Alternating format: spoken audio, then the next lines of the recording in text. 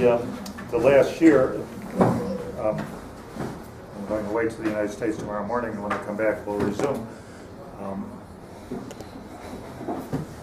I have to say, by the way, it gives you a lot of tsar to leave Eretz Yisrael. First of all, I don't like to leave Eretz Yisrael. Second of all, I don't particularly like what I'm doing there, although I'm going to embrace the chasana and but I also don't like leaving the learning. It's a big chizuk for me also to be able to learn. So let me go over as a sort of a sikum some of the main points that we spoke out in Perek Ches. Learn some insight and some speaking out, but the focus here is on the kruvim, and I want to get clarity on that. We learned through the sugya in Yuma and the sugya in Baba Basra about how the kruvim were. The kruvim of B'Tzalel were different than the kruvim of Shlomo HaMelech, even though the Netziv says that, and Netziv, and basically the whole Bais Volozhin, the Netziv, the Bais Halevi, all of the Volozhiner point out that Al Korachach, there were two sets of kruvim in the Mikdash of Shlomo. He had the kruvim according to the Volozhin tradition. He had the kruvim of Moshe Rabbeinu and he didn't touch them. They were Ishalachiv the way they were supposed to be. But then he made another set of kruvim, which was maybe a larger set, and it was in a different part of the Kodesh, and those were big kruvim, and that was a different set of kruvim, and those he made pnei el avoyos, and that would explain right off the bat. Now, the Gemara's question is still a good question. Why did he make them pnei el avoyos? Why did he make them ishalachiv like the other kruvim that he had right next door to them on the Aron? It's still, this kasha is still a kasha. The Gemara's kasha is still a kasha. Not answering that. He didn't have to make them at all. He was making the same thing. Why did he make them at all? So that's not a kasha, as I explained, because he liked he made these things. Just like he made 13 menorahs, even though there was only one menorah. Would it be a chet? He thought it was a beautiful symbol. Would it be a chet to make something like that? Shlomo HaMelech did it. Shlomo HaMelech did it. There's big kashas and little kashas that are that become answered.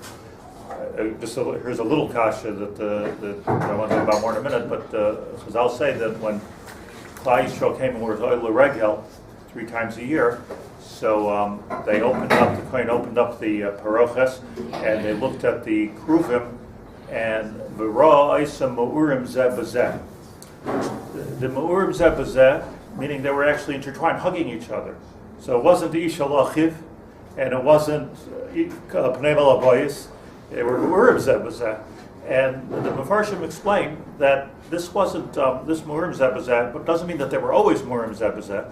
The only time they were Mu'urim Zeh B'Zeh was on Oil Regel when they opened up the paroches. That's when there was a Mu'urim Zeh B'Zeh, which I'd like to explain. It wasn't that there were always Mu'urim Zeh, this is a gilui of how it always is. They were always Mu'urim Zeh to show to people that they're doing Oisin Ritzoy Noshel Makar. The small kasha was that when you open up the paroches, if you look at the floor plan of the Kodesh, when you open up the roiches, you don't see the kruvim because the Aron was off to the side. So how did this whole thing work? But once you learn that Shlomo HaMelech had a separate set of kruvim, the kruvim that they saw was probably not the Aron. It was probably not the kruvim on top of the Aron. It was a different set of kruvim altogether, which were Keneged HaPesach and Keneged HaParoches. So there's a lot of sort of little things which become clear once you understand that Shlomo HaMelech made his own set of kruvim, and they were man size. And those were actually made not Mu'urim Zeh B'Zeh. And they were made not Mu'urim Zeh B'Zeh, and that was the nes that they became Mu'urim Zeh B'Zeh. And all the nisim that we're talking about were of the pella of how they were sometimes like this and sometimes like that, and was all in those kruvim. Also, the Nefesh Hachaim says a chiddush, to me there's a chiddush, that we know of a couple of different positions that the kruvim can be in. They can be basically pnei el avoyos. They could be, that was like what it says in Divrei Hayom about Shlomo HaMelech. It could be pnei zel's ishalachiv, that they're looking each other straight in the eye, which pnei el avoyos seems to be One refers to HaKadosh Baruch Hu, and the other one refers to Klal Yisrael. So Pnei Malabayis would mean to me, in my regesh, like a husband and wife, that they're looking out at a dream, they're looking out at a scenery, they're looking out at a sunrise. Their children. They're looking at their children, but they're not looking at each other. So they have this common goal and this common dream and this common world that they built together, and they're building together, but they're not looking at each other in the eye. So Pnei Malabayis is not such a bad thing. Pnei Malabayis is a certain type of a relationship it's a relationship. Pnei Malabayis, that they're both looking straight ahead. They're not looking at each other. Pnei Mishal Achiv is talking about that they're like a chassan and kala under the chuppah. I don't know how close you got to under the chuppah except for your own chuppah, but I've been in hundreds of chuppahs, and you see a lot of times, Pnei Malabayis, they're both looking at me, and sometimes you see that they can't even concentrate on what I'm saying. They're looking at each other the whole time. And sometimes you see what the Gemara comes out with the pshara of tzedudei at tzedudei. Like, tzedudei at tzedudei means that they're trying to pay attention to the photographer, but at the same time, they're decided they're either looking at each other. I would say that's actually the most common scenario of the kruvim under the chuppah. So like Mamish reminds me that, like the Chazal say already, that the chuppah is kodesh kedoshim, tzedudei at tzedudei. But again, we're talking about bigger kruvim. The chidush that Reb Chaim Volozhin says here in Perek Ches is that there's another matzav. Here somewhere. There's another matzav of the kruvim, which the Gemara does not say. So it's a bit of a chiddush to me. And then I found it says that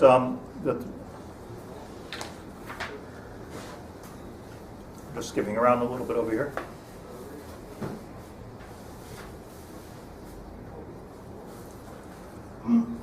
V'yadua, take a look at Parakas for a second, just read this on the side. V'yadua sha'kruvim, when it comes to the kruvim, it's known, sha'echad ramaz alav yisparach shmoi v'asheni al Yisrael skulase. One of the kruvim represented Klal Yisrael, what represented Hashem, and the other one, beautiful lashon, al Yisrael skulasoi. The other one represented Klal Yisrael, his treasure. In other words, not just two things were there. HaKadosh Baruch Hu, Klal Yisrael, al Yisrael skulasoi, chasan and kala. And according to how those two kruvim were relating to each other, according to Ukfishir, his karvusam and vekusam shall yisparach elav yisparach shmayo lahembachas v'shal. According to the closeness and the iskarvus we had to HaKadosh Baruch Hu, hayanikar hakol binyan amigas hakruvim derech nes upela. That's how the kruvim were standing derech nes upela. And now he says as follows: Ibneim yashar yechazu elav yisparach shmay gam hakruvim. Amdu azpneim ish alachi. Ibneihem yashar yechzu elav yisparach shmay yisparach gam hakruvim. If we're eye to eye with HaKadosh Baruch Hu, so gam hakruvim amdu azpneim ish alachiv. Oy im hafchu pneim ma'at, like umatzadei atzudei, if they were sort of tilted to the sides. Meaning our relationship with HaKadosh Baruch Hu, as the Rashbam says there in Bava Basra,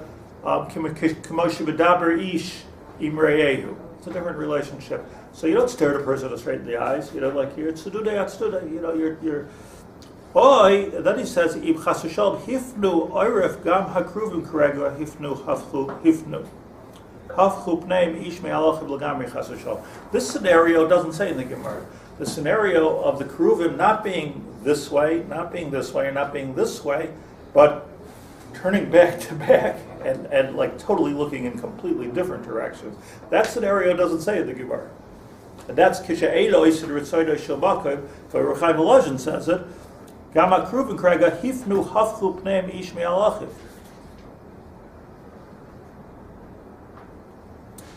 And then there was another matzav of which, by the way, I found in the Zohar, which I want to read to you if we have time. There's this idea of back-to-back kruvim. It's a chiddush. Back-to-back wasn't that Adam and Chava? Yeah. They were connected at the hip. And then there was another situation. which we found twice in history. One is when we were Oila Regel, where it wasn't this way, that way, it was Ma'urim Zebazeh.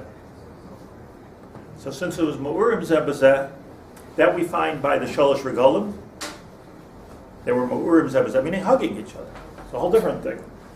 And we find that when the enemy came into the Heichel, Nimsu, like by the Chorban Bayis Rishon, Nimsu Hakruvim Ma'urim Zebazeh. They found it different. We said in Kinos, right? The first Kina Chavav in the morning, Ma'urim Zebazeh. So you only find that in those two times. Ironically, when time of Chorban, Ma'urim Zebazeh, and on Sholosh Regalim. That was an S, that there should be Ma'urim Zebazeh. And probably this was the big kruvim of Shlomo HaMelech, Ma'urim Zebazeh. And the Goyim misinterpreted that, and they took it out and said, Rei, Kimaisa Eryahu. Look at it, it's a Maisa of Arayis, it's a Maisa of Avodah Zarah. I was like that though, because of bad matzah. Why were they like that if it was such a bad matzah? Oifid Avodah Zarah. No, I'm saying, why would the Kruvim like that If it was such a bad matzah. So I said on Tisha B'Av that the Pshat, the Keruvim, Ma'urim Zebazeh, by the Chorban, so the Barditchever says, is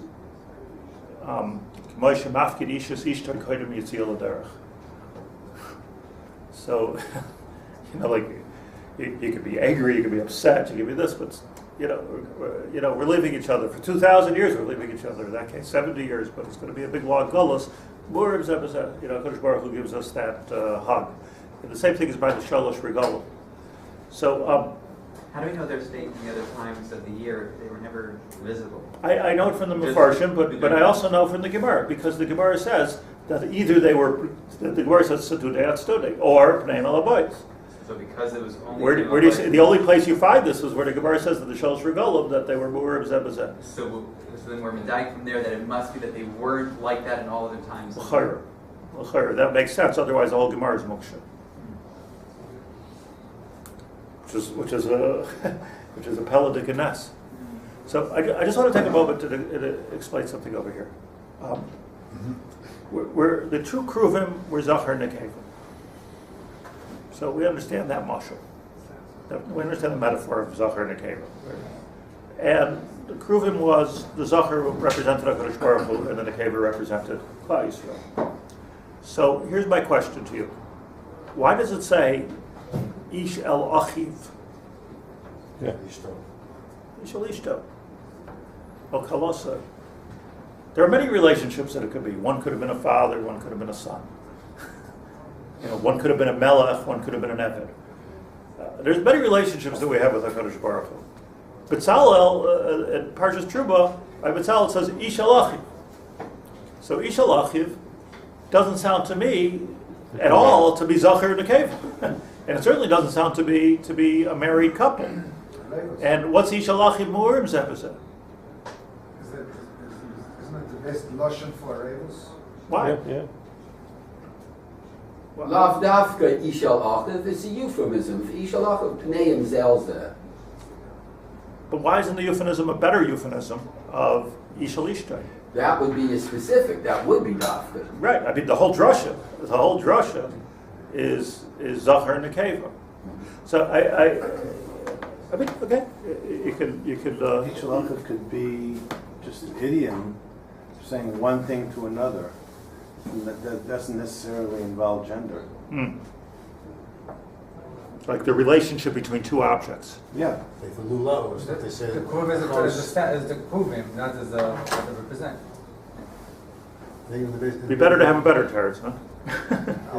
Yeah. Could be. Ish el Achiv is not referring to, but I tell you what, it doesn't seem right, because the Gemara's whole diuk is on Ish el Achiv, and Shlomo HaMelech didn't do that. And that when Klal Yisrael is doing the Ritzayna Shel Makom, they have Ish el Achiv like a chassid and kallah. That's the whole drasha. So it's a little bit muksha to me. So I just want to tell you. Couldn't be like Rabbi Akiva and Reish Lakish. Yes. Let me just tell you a little Torah. You can take it or leave it. It's my own. But I just the regulars that I have. there's a goin. The Gra says in Shiurim that the pasuk says, "Basi laganai achoisi kala." So Hashem's talking to Klal Yisrael with Ava. Says, "Come into my garden, achoisi kala, my sister, my kala." Right? The goin, is it achoisi? Is it kala? What is achoisi kala? What's achoisi kala? Is it achoisi or is it kala? Why does it say achoisi kala? Basi lagani achoisi. So the guide explains that there are two very different relationships, loving relationships. There's a loving relationship between a brother and a sister, and there's a loving relationship between a chassan and a kala.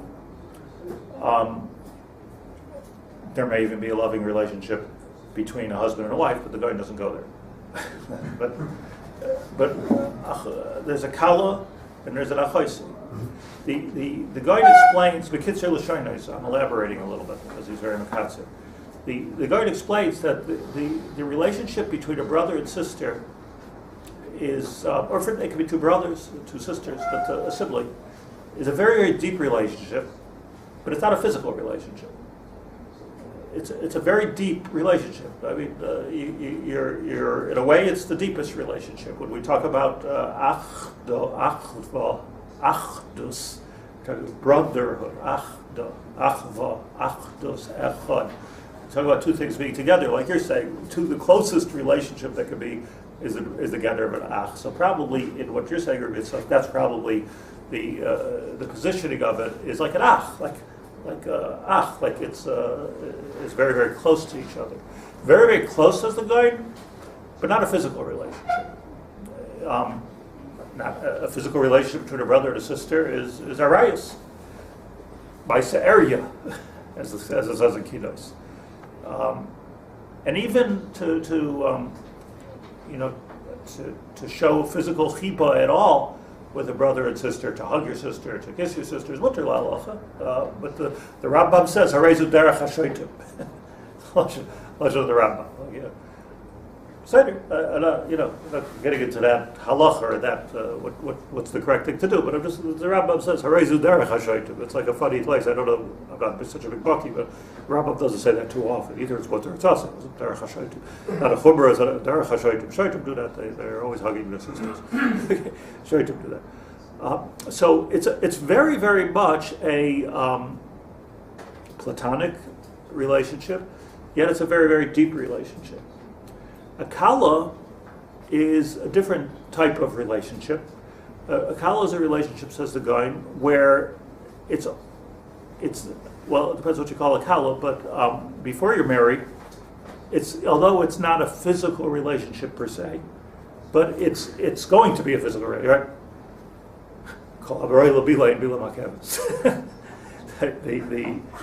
There's a physicality to it, and if you look actually at the Rabbi Haber, when he talks about the kruvim, I just have to say this word, ishalachiv. So he talks about the lashon that he says is kichasan hamistakel al kalasai v'hakala shemiskashetes lifnei hachasan. It's a sort of a re'iyah of looking, the chasan and kala looking at each other. It's not yet a physical relationship, but it's a desire, but it's admiring the beauty. One doesn't admire the beauty of their sister, generally speaking. That's not what that's about. It's about caring for a person, but it's more platonic. And then there's the relationship the guy does not speak about of a husband and wife, which is obviously the has it a physical, completely physical component. V'hayu l'basar echad.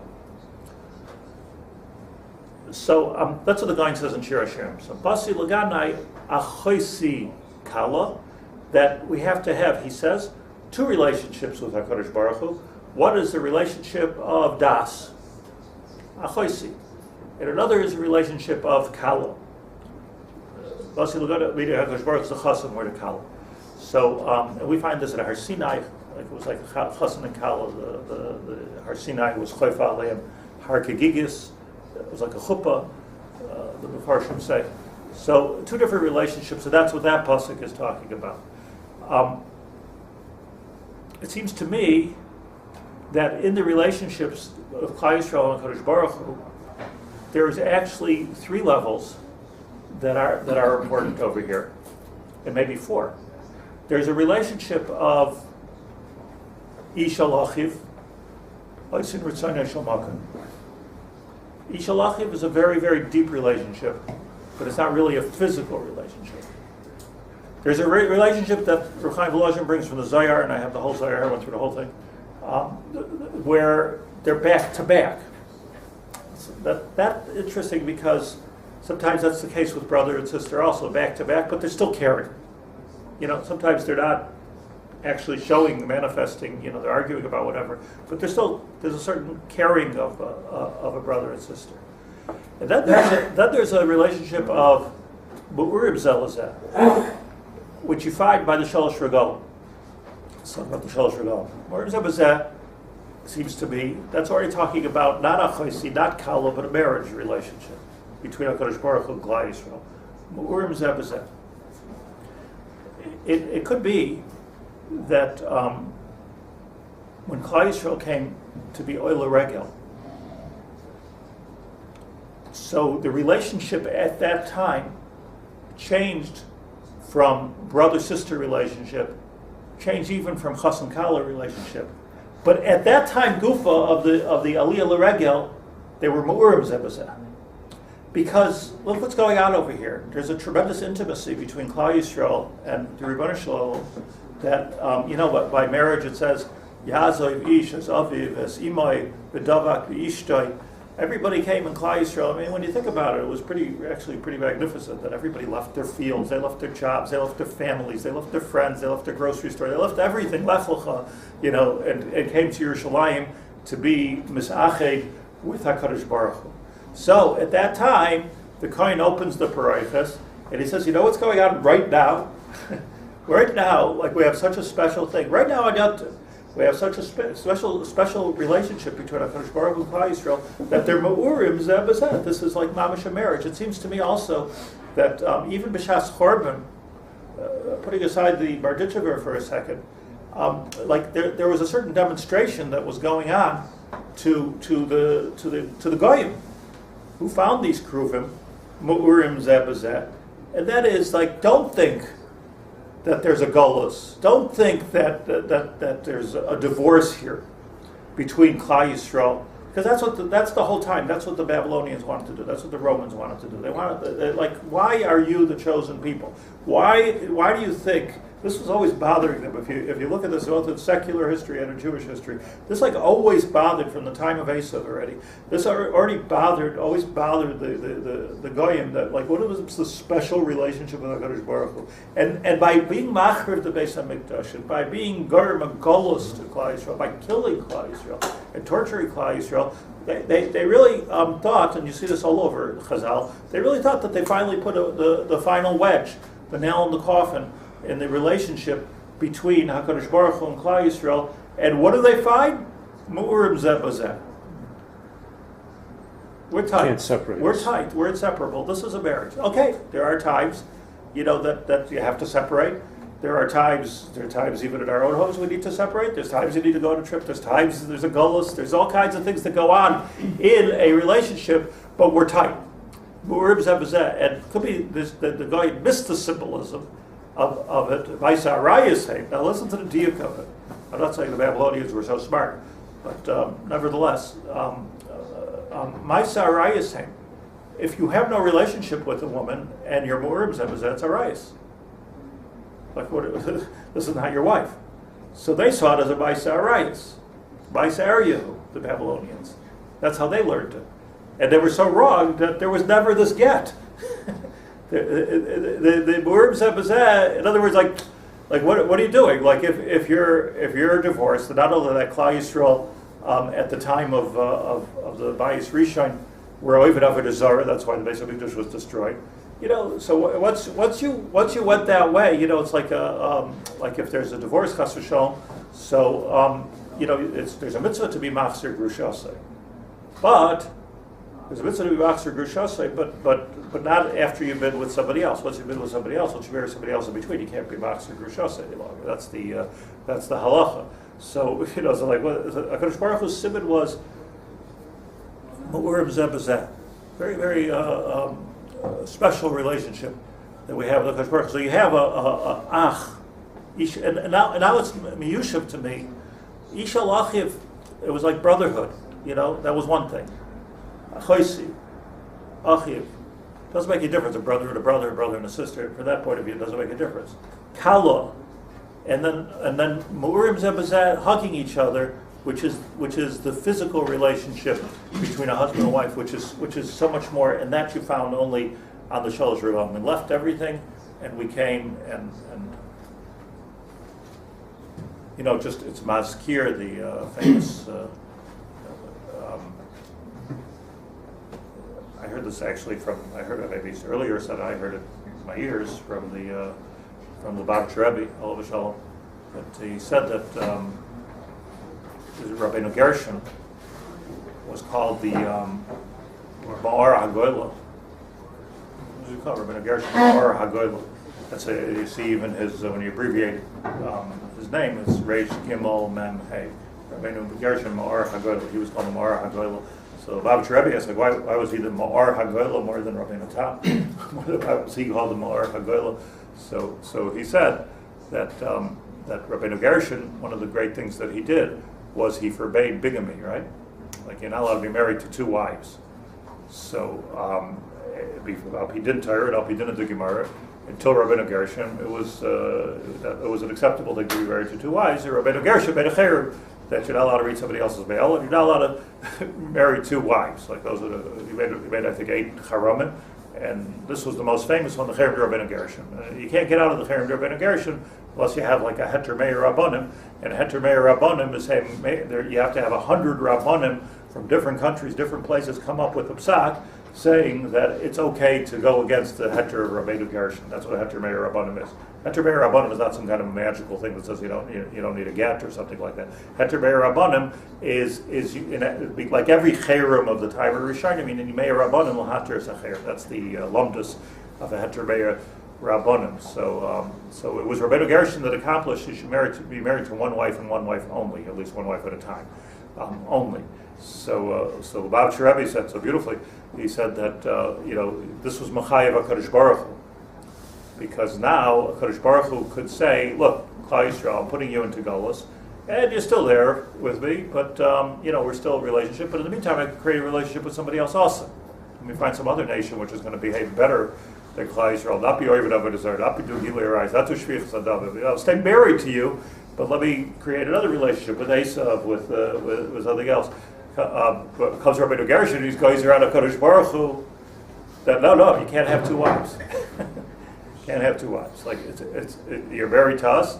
So the Keruvim were Ma'urim Zeh B'Zeh, Laharos, the situation of Nesuyim that existed between Ish v'Ishtai, even b'Shas Charbon, and that was such a huge chizuk that not only I'm not going to let you go, not only I'm not megarish you, but I'm not even going to look for another nation to fill the space in Yerushalayim on that Har HaBayis. It's never going to happen, because that would be an Aveira after Rabbeinu Gershon. The Lubavitch Rebbe, he was the Ma'or HaGoyla. Think of the words, Ma'or HaGoyla.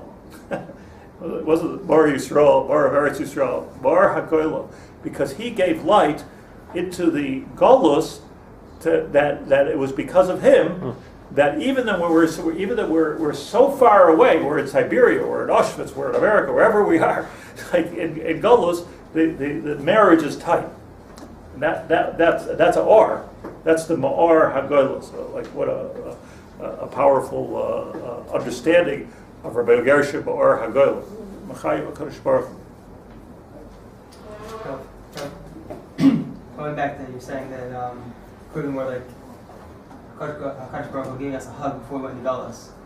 It reminds me of what Rav said once with Yosef when he was brought down to Mitzrayim. He was put in a wagon full of nice smelling spices, which HaKadosh Baruch Hu is God giving him a wink. Exactly, the wink. This is a hug. Right. Even better. This is a hug. Well, one last nakuda before we end the season here, and that is that the Nefesh Hachaim says that all this has to do with Ritzonai Shel Makom. The whole relationship has to do with Ritzonei Shel Malkim. Ritzonei Shel Malkim, I'm speaking this outside, very interesting, doesn't seem to be whether we're doing mitzvahs or not doing mitzvahs, whether we're doing averos, not doing averos. Of course we should do mitzvahs, we should do averos. It doesn't even seem to be whether we're learning Torah or we're not learning Torah. Because Ritzonei Shel Malkim, I pointed out, you find in two places. One place is by the Kruvim, that we're doing Oisei Ritzonei Shel Malkim. And the other place you find that Shachai brings down, and by the way, the Sif says this exact same Torah, I gotta feel, I just have a picture in my mind of all the Gedolim of Volozhin sitting and learning together. They all said the exact same thing in little different words. It's like an interesting study to take a look at the Gedolim of Volozhin in the Beis Halevi, on the Kruvim. But what is Ritzonei Shel Malkim? You find also V'yasafta deganecha v'siroshcha v'tzarecha. So that the Gemara says that Kisha Oisin Ritzonei Shel Malkim Lachtecha Nasis Ayidei Acherim. Kisha Ein Oisin Ritzonei Shel Malkim V'yasafta deganecha v'siroshcha v'tzarecha. So says Reb Chaim Volozhin over here. That's a shot in the Gemara. He doesn't define what's the Oisin Ritzonei Shel Malkim until the end of the chapter, and I'll just do a sneak peek. And he says that what is it called? The Ritzonei Shel Malkim. When is it called Ritzonei Shel Malkim? When you're Makayim Ivdu Hashem B'Simcha. So he says before here. And it's exact quote from the Zohar. The last words of this parakes is Val Rozin Ela Haviyadi. According to these secrets, there was actually three secrets. The way the smoke was going up straight, the Zohar says that they knew that they were doing Ritzonei Shel Malkim of the Mizbeach. If they saw a Demus Aryeh in the smoke instead of a Demus Kelev, they knew they were doing Ritzonei Shel Malkim, and the Kruvim. Val Rozin Elin Haviyadi Yisrael Zakayin Eloi. They'll know if we're Zayich or not. Ends Reb Chaim Volozhin, D'chsiv Ivdu es Hashem b'simcha.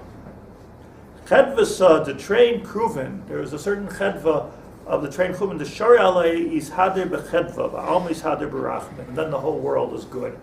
It's such an interesting thing. What is Ivdu es Hashem b'simcha? Because the pshat is, to me, balabatish, as they say, it's so passion that Ivdu es Hashem, it's not about the mitzvahs that we do, and it's not about the davening that we do, and it's not about the averos that we don't do. It's about the attitude. Ivdu es Hashem b'simcha. Let's say you're going to buy your wife a $200 bouquet of flowers, and you're screaming at her, "Here, take your flowers." So what happens? She throws the flowers back in your face. The ikar of the mitzvah, if you will, of the baisa of the matana, the ikar of the baisa of the matana is the simcha shemai. I'm so happy to buy you a gift. I'm so happy to accept your gift. So it's the simcha of the mitzvah which is turning those kruvim around. It's such an important thing that Oisei Ritzonei Shel Malkim is indicated by how much simcha we have to be Jews and how much simcha we have to do avodas Hashem, and it can never be a chore. The moment it's a chore, we're doing the mitzvahs. You get points, but you're not turning those kruvim. You're not building the relationship. The relationship is more, says the Zohar, the Nefesh Hachaim Shem HaZohar, is more about the Ivdu es Hashem b'simcha, the lovingness. I always quote Rabbi Feinstein, Tzaddik Levracha. So he often said that this expression in Yiddish of Shver zu sein a Yid killed a whole generation of Jews. Yeah. Well, it's Shver. It's hard to be a Jew. It's true, but it's not negative. It's just so beautiful. It's so positive. It's like it's like we should never say that. We should never think it. It's all doing it b'simcha. Is it hard to be a husband? It's very hard to be a husband, but it's b'simcha. It's hard to be a wife. It's hard to do something for somebody you love. Of course, it's hard to do something, but the harder it is, the more gishmak it is. Like Dafka, the harder it is, the more gishmak it is, and the more it's appreciated, and the more lovingness that it shows. So it's all about Ivdu es Hashem b'simcha. And he with that, that's a good note to end on. That the upshot of the whole parakes is that all the simonim, and where was there Ivdu es Hashem b'simcha more than when Klal Yisrael left everything in their life behind and went and was oil regel. V'samachta lifnei Hashem alikecha. Right. And if you do the whole yontiv and you don't do it b'simcha, you didn't do yontiv. The whole thing is v'samachta v'chagecha v'ayisa ach sameach. The whole Indian of the yontiv. So that simcha brought about. It's not like it's not a Hasidic simcha. Like, okay, I'm dancing through the streets on simcha. That's not. I mean, okay, yeah, but that's not what I'm talking about. What we're talking about is that when Klal Yisrael did this replica of Avram Avinu, they went b'tmus Avram Avinu and they did a lech lecha. They left everything behind to be misachei with HaKadosh Baruch Hu, b'simcha v'samachta v'chagecha v'ayisach sevech. So the result was the keruvim were mu'urim zeh b'zeh. The keruvim were this was the deepest platonic admiration and actual physical relationship, so to speak, between HaKadosh Baruch Hu and Klal Yisrael, the Zachar Nekeva, Ish Alachiv Mu'urim Zeh B'zeh, which was graduated, that it could be, that's one last idea here, it could be that Mu'urim Zeh B'zeh is, I don't want to say anything wrong, but is even a higher madrega than the Mishkan of Betzalel. Because Sof Kol Sof, at the time of Betzalel, the highest that they got in the Midbar was Ish Alachiv. And it was only when Klal Yisrael was Oile Regel, and it's that they saw for that moment a glimpse, when those parochas were open, they saw what the world is going to look like after Mashiach comes, what the world's going to look like by the Tikkun. That's what they saw. And that's the Mu'urim Zebazad. That they didn't see in the Midbar, and that they didn't see in the Mishkan and Mikdash of Shlomo the whole time. The only place where that was seen was by the Chorban, as I said, and by Shalosh Regalim, because that was right. So it comes out that actually Ma'urim Zebazeh was a higher madrega than the Aron of Shlomo, than the Kruvim Mashalom, which were Ish Alachiv. We graduated from Achiv to Kala to Ma'urim Zebazeh to Ish v'Ishtay, and that's the Olam of Tikkun. Ish v'Ishtay, Rabbi Gershom, that's permanent. That's not we're friends today. That's a real permanent on every. That's what a husband and wife is a relationship. Should be a relationship, basically on every level. I'm not saying that it has to be everything you have to do together, but like every different type of relationship can of ahava can be there in that relationship. So that we should nizke kulanu. And just want to ask everybody a chesed, a little bit awkward, but a chesed that I'm a big part of my trip to America is on behalf of the Kehillah here, and shliach shalom from my side. I can only be as matzliach as you. So if I'm not matzliach, I blame it completely on you. and if I am matzliach, maybe if you could just add your tefillos to be matzliach or hatzlacha, so I would very, very much appreciate it. So,